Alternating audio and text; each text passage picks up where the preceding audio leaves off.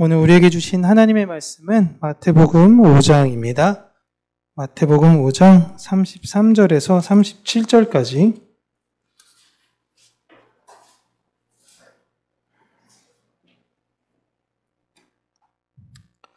33절에서 37절까지 우리 함께 읽겠습니다.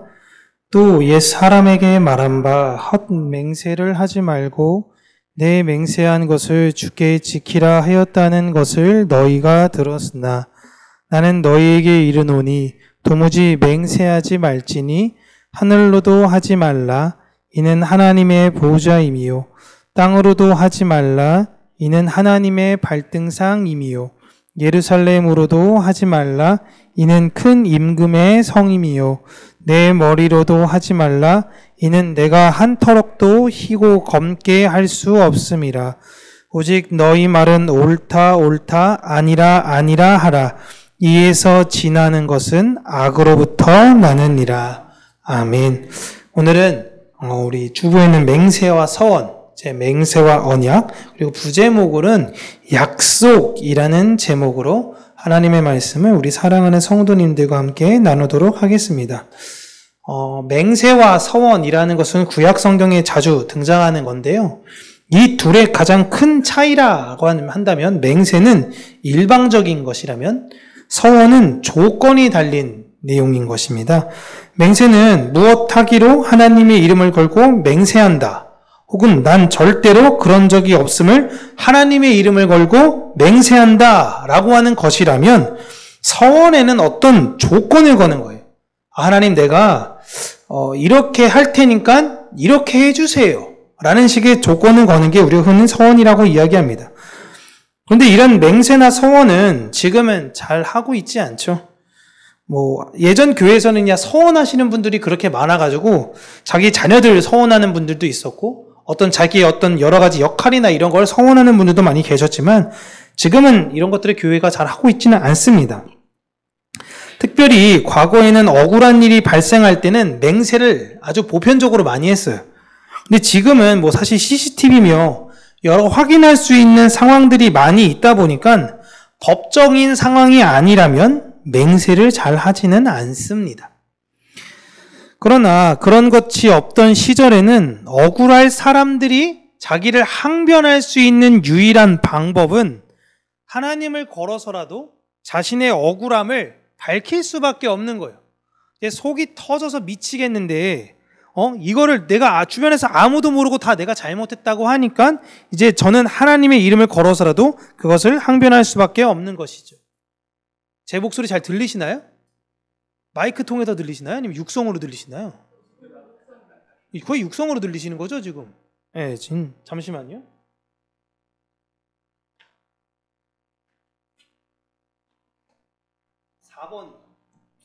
하나, 둘, 셋. 네. 하나, 둘, 셋. 이제 교회가 비가 와서 그런가? 잠시만요. 그렇죠. 하나, 둘, 셋. 이게 좀 더 선명하죠?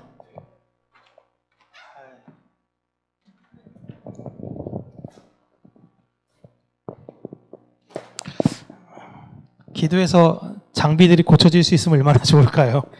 네. 여러 가지 자기를 항변할 수 있는 여러 가지 CCTV나 법적 장치가 일단 마련되지 않는 사람들은요, 자기의 억울함을 어떻게든지 사람들한테 어필하기 위해서 가장 강한 하나님의 이름을 걸어서 맹세했던 것이 옛날의 모습입니다. 그래서 맹세에 관한 율법을 보시면 레위기 19장 12절 우리가 같이 한번 읽어보겠습니다. 시작. 너희는 내 이름으로 거짓 맹세함으로 내 하나님의 이름을 욕되게 하지 말라. 나는 여호와이니라. 아멘. 맹세를 할 때는요, 절대로 거짓말로 하지 말라라고 하셨어요. 억울한 사람들의 맹세를 막지는 않으셨습니다. 근데 그것을 거짓으로 이용하지 말라라고 지금 율법에 나와 있어요. 근데 율법에 이렇게 명시되다 보니까 예수님 당시에는요, 사람들이 너무 쉽게 맹세하고 너무 쉽게 서원을 했던 것입니다. 그래서 예수님께서는요, 지금 말씀하시는 게 아예 맹세를 하지 말하라 라고 하시는 거예요. 그런데 여기서 예수님께서 하신 맹세라는 것은요, 법정에서 하는 증인 서약을 말하는 것이 아니라 일상에서 이야기하는 서원을 의미해요. 그래서 예수님께서 인용하신 말씀이 바로 서원에 관련된 규례인데요. 잠깐 컴퓨터 좀 하나만 넘겨주시겠어요? 네.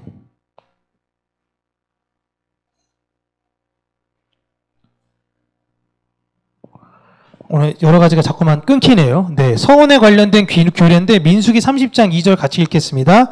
사람이 여호와께 서원하였거나 결심하고 서약하였으면 깨트리지 말고 그가 입으로 말한 대로 다 이행할 것이니라.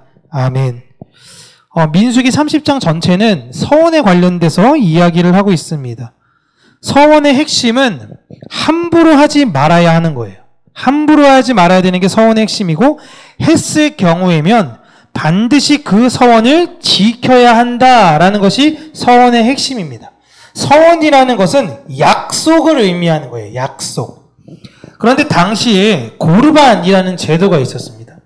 이 제도는 돈이나 어떤 물건은 이거 고르반, 이거 하나님의 것입니다 라고 자기가 서원하기로 결정했어요. 그러면요, 그것이 원래 당장에 제사장한테 갖다 드려야 되는데 잠시 갖다 드리지 못하는 그 기간이 있을 거 아닙니까? 내가 선언한 그때부터 그거는 집에 있을 때라도 하나님의 것과 같은 것이 되는 거예요. 그러니까 제사장에게만 이것은 줄 수 있는 것이니 내가 지금 고르반이라고 선언한 건 아무도 건들 수 없는 거예요. 이 제도를 악용한 것입니다. 제가 예를 들어서요, 이제 형제가 여러 명 있어요. 형제가 여러 명 있는데 부모님을 모셔야 되잖아요. 지금이야 구태의연한 이야기가 되었지만 여러분 5, 60년만 해도 지극히 당연한 이야기였던, 형제 중에 한 사람은 부모님을 모셔야 돼요. 그러니까 대표로 뭐 큰 형이 됐건 어쨌든 누가 됐건, 네, 둘째가 됐건 셋째가 됐건 어쨌든 한 사람이 부모님을 모십니다. 그러면 그 사람이 대표로 모신다면 다른 사람들은 뭐 해야 돼요? 도와줄 수 있으면 같이 도와줘야 되잖아요. 여러 가지 상황에서. 근데 다른 형제들도 돈이 있어요. 돈이 있음에도 불구하고 어머니 이렇게 하는데 좀 우리 형제분들 좀 같이 좀 하고 이렇게 좀 돈 좀 뭐 좀 모으고 뭐 이렇게 하려고 하면요, 그 집안 가면 다 고르반이라는 거예요. 다 고르반. 야, 내가 진짜 해주고 싶은데 서운한 게 있다. 이게 다 고르반이야. 이 형님 이게 우리가 좀 필요한데 좀 가져. 그거 고르반이야, 고르반. 그거 가져가면 안 돼. 고르반이야. 사람 미치는 거예요, 여러분. 다 도와줄 수 없다라고 하는 겁니다. 그렇다고 그 사람이 진짜 고르반을 한 거냐? 아니에요. 그것도 확인할 수 있는 방법이 없는 거예요. 언제 그렇다고 그럼 형님 이거 언제 갖다 드릴 겁니까? 라고 말할 수도 없고, 때가 되면 내가 갖다 드릴 거니까 넌 신경 쓰지 마. 어쨌든 저거는 고르반이니까 건들면 안 돼. 이 돈도 고르반이야. 요것도 안 돼. 라는 거예요. 이게 어떻게 할 수가 없는 거예요. 이것이 여러분 가족에게 뿐만이 아니라 이웃에게까지도 확장이 됐습니다. 나 좀 요거 좀 빌려줘. 안 돼. 그거 고르반이야. 고르반이야. 손대면 안 돼. 돈이 좀 어려운데 우리한테 형편 빌려줄 수 있어? 너무 주고 싶은데 우리가 하나님한테 딱 드릴 것밖에 없네. 어떡하지? 너무 미안해. 라고 돌려보내는 겁니다. 도와달라고만 하면 그냥 다 고르반인 거예요. 이렇게 다른 사람들이 향한 사랑이 없는 사람들이 마치 하나님을 사랑하는 것처럼, 하나님을 위해서 무엇을 하는 것처럼 위선해 보이는 행위에 지금 예수님이 그런 거 하지 말라는 것입니다. 그 서원하지 마. 그런 맹세하지 마라고 이야기하는 겁니다. 여러분, 고르반했던 사람들은요, 그 서원을 언제든지 취소할 수 있습니다. 내가 서원한 거에 이 가격의 5분의 1을 더해야 된다는 벌금 규정이 있어요. 그래서 원래 모세의 율법 자체도 함부로 그런 서원이나 서약을 못하게 막았어요. 예를 들어서 이 컵이 10,000원이에요. 이걸 드리기로 했어요. 그럼 내가 이걸 안 드릴 거야. 너무 귀해서. 그러면 내가 얼마를 대신 내야 돼요? 12,000원을 내는 거예요. 12,000원. 2,000원에 야, 이거 너 잘못했으니까 벌금으로 규정한다? 근데 사실 이게 유명무실하게 된 거예요. 왜냐면요, 증서가 없어요. 말로 하는 거예요. 고르반. 그냥 말로 하는 겁니다. 사실상은 원래 제사장을 공중 세워놓고 해야 되는 게 그 제도였는데 너무 악용하게 됐어요. 많은 사람들이요, 너무나도 쉽게 서원하고 너무나도 쉽게 맹세하고 너무나도 쉽게 취소했던 것입니다. 예수님은 하나님께 약속을 한다는 핑계로 이웃을 사랑하지 않는 행위가 잘못되었음을 지금 지적하고 계신 거예요. 그래서 그런 서원이나 그런 맹세는 하지도 말라는 것입니다.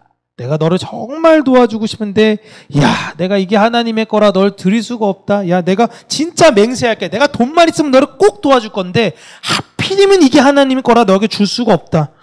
이런 거 하지 말라는 거예요. 그냥 있으면 있다. 없으면 없다. 도울 수 있으면 도울 수 있다. 돕기 힘들면 돕기 어렵다. 라고 이야기하라라는 거예요. 이게 오늘 이야기의 핵심입니다. 우리가 서운을 해야 하는 이유는요, 하나님의 은혜에 감사하고 특별히 어떤 기간을 설정해서 그 기간 동안을 내가 하나님 앞에 정결한 사람으로 살겠습니다 라고 다짐하는 것이에요. 그래서 이 서원이란 제도가 조금은 약간 바뀌어서 우리가 특별히 어떤 분들은 내가 한 2달 동안은 새벽 예배를 해야겠어, 혹은 내가 언제부터 언제까지는 특별히 매일매일 예배를 드려야겠어 라는 그런 마음으로 활용되시기도 하죠. 이렇게 하나님의 뜻에 따라서 내가 살겠다라고 다짐하고 고백하며 나아가는 감사의 태도가 서원이지, 다른 사람을 돕기 싫은데 도피나 핑계의 방편으로 이 서원을 사용해서는 안 된다라는 것입니다. 예전에 저는요, 하나님께 어렸을 때 교육을 받았을 때 어떤 할머니 권사님이 매일 월요일마다 은행을 가셔가지고 그 주에 헌금할 거는 새 돈으로 항상 바꾸신 다음에 그거를 늘 준비하셨다가 헌금을 하시는 이야기를 들었어요. 제가 뵌 적은 없고 이야기를 듣고 나서 도전을 받았죠.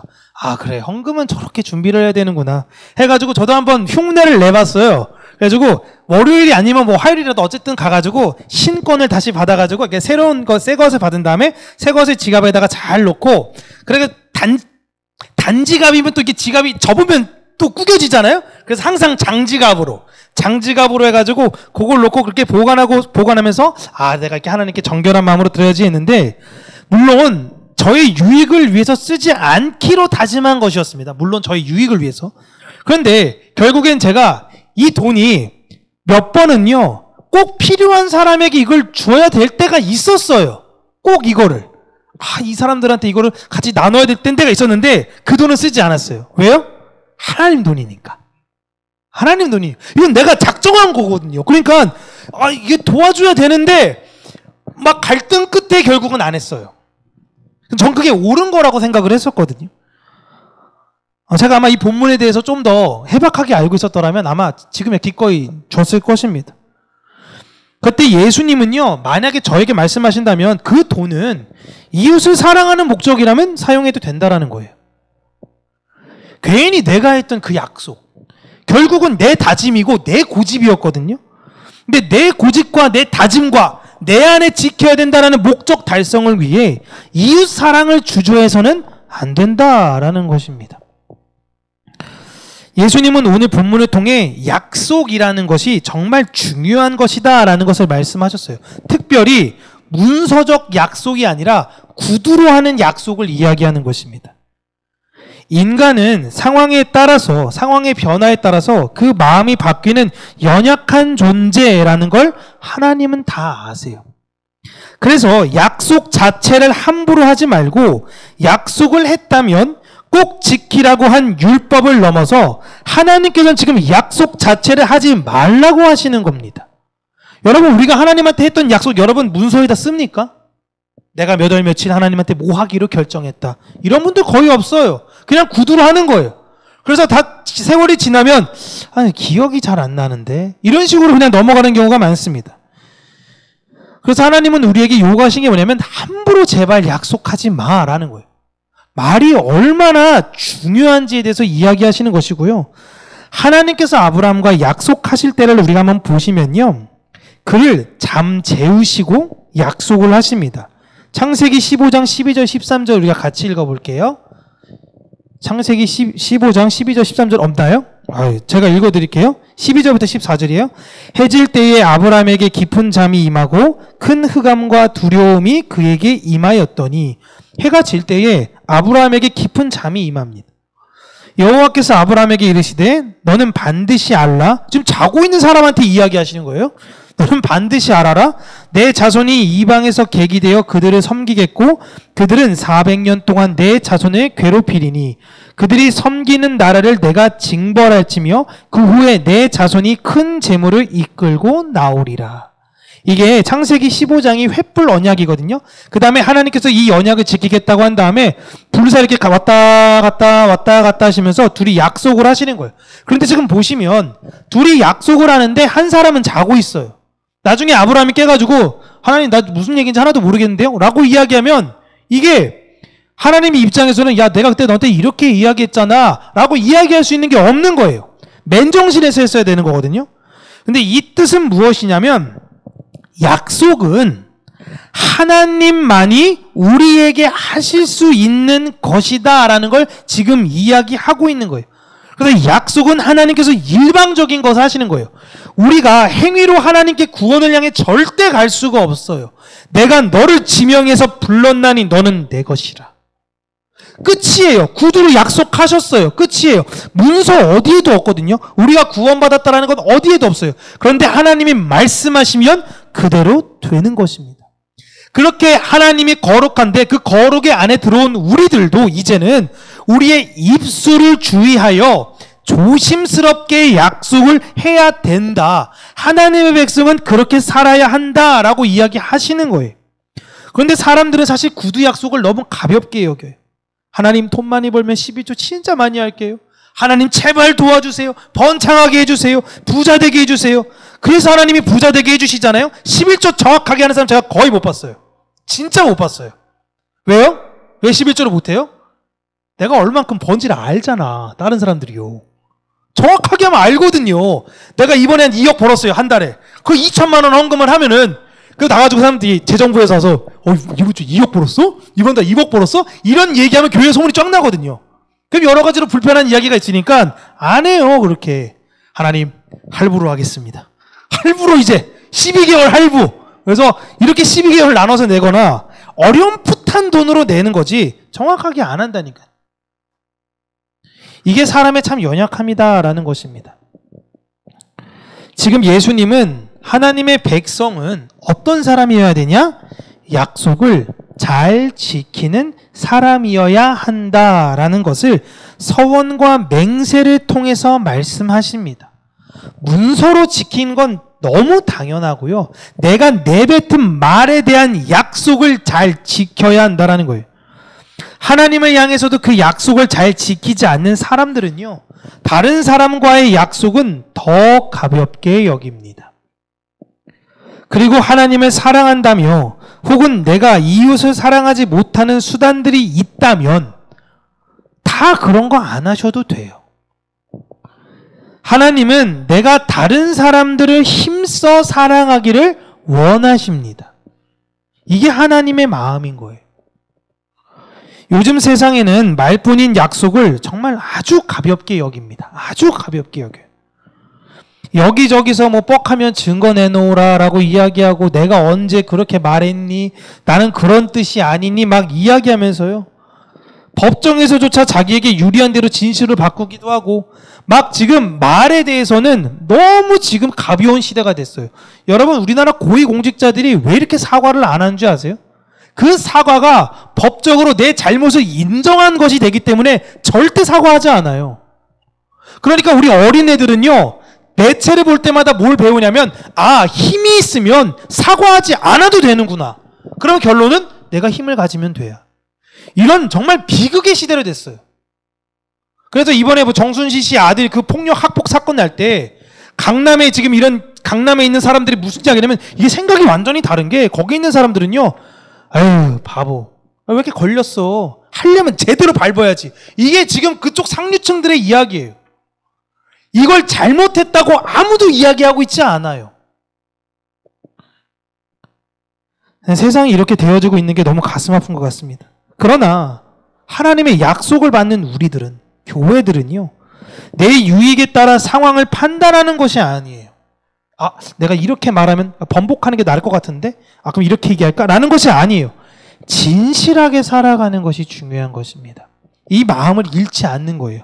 물론 완벽하게 진실하게 살 수는 없죠. 그러나 진실하게 사는 거예요. 우리의 말이 옳으면 옳은 거, 아니면 아닌 거, 이에 대해서 자꾸만 머리를 굴리는 건 악에서부터 나오는 것이다 라고 예수님께서 말씀하고 계시는 거예요.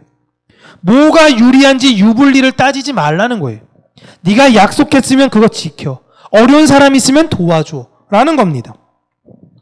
우리는 이웃을 사랑해야 해요. 이웃과 약속한 부분이 있으시다면요, 그것을 이행하기 위해서 우리는 애써야 합니다. 그렇다고 그래? 그러면 나는 아무도 돕기 싫으니까 약속 따위를 하지 않겠어 라는 마음으로 살면 이건 강팍한 마음이고요. 우리는 돕고 우리는 나누고 우리는 사랑하라고 하나님께서 우리를 거듭나게 하신 것입니다. 말로 하는 약속을 지킨다라는 것은요, 어떤 의미를 우리에게 주는 것이냐면 아주 사소한 것일 수 있어요. 그러나 그 사소한 것 하나하나, 지극히 작은 것 하나하나에 집중하고 그것을 지키려고 노력하는 사랑의 모습인 것입니다. 때로는 내 자녀에게 아빠가 이번엔 이거 빼고 너와의 약속을 위해 이런 걸 할게. 근데 내 상황과 여정이 안 돼. 그러면 어쩔 수 없어. 올해는 이번엔 안 되겠다. 다음에 그렇게 할게. 다음에 그렇게 할게. 다음에 그렇게 할게. 결국에는 그 아빠에 대한 신뢰가 그냥 0인 거예요. 다음에 아빠가 다음에 꼭 갈게. 작년에도 그랬고 재작년에도 그랬고 이번에도 안 오겠지? 라는 그런 실망이 있는 거예요. 하나님의 백성들의 입술에서 나오는 약속은요, 저 사람이 한대. 그러면 하는 거야. 저 사람이 한대. 그럼 그냥 하는 거야. 이런 신뢰를 우리는 가지고 있는 사람들이어야 된다라는 것입니다. 그렇게 신의를 가진 사람, 이게 교회를 다니건 교회를 다니지 않건 모든 사람들에게 신의를 가진 사람이라는 평가로 우리의 삶이 하나님께 영광을 돌리며 사는 저와 여러분, 우리 평강교회가 되기를 주님의 이름으로 축복합니다. 기도하겠습니다. 살아계신 하나님 아버지, 우리가 아주 사소한 것이라도 그 약속을 잊지 아니하며 어떻게 하든 그 약속을 이행하려고 애쓰고 수고하고 노력하는 자들이 되게 하여 주시옵소서. 때로는 그 약속이 세상에서 볼 때는 우리가 손해보는 것 같다라고 이야기할지 모를지언정 하나님, 우리의 마음이 옳은 일을 하는 데 있어서 우리의 방향이 될 수 있도록 하나님께서 인도하여 주시고, 다른 사람들에게 그 약속을 이행하는 것에 있어서 여러 생각을 하는 것이 아니라 하나님의 그 마음을 가지고 그를 사랑하는 마음으로 그 약속을 이행하는 자들이 될 수 있도록 은혜 허락하여 주시기를 간절히 간구하고 소원합니다. 우리 입술에 파수꾼을 세워주셔서 하나님, 우리 안에 헛된 잘못된 거짓된 맹세나 잘못된 서원을 하는 것이 아니라 오직 진실의 입으로 진실의 마음으로 다른 사람들을 헤아리며 그 사람들과 하나님의 마음을 나누는 우리 평강교회 모든 귀하고 복된 성도님들이 될 수 있도록 은혜를 더하여 주시옵소서. 예수님 이름으로 기도합니다. 아멘.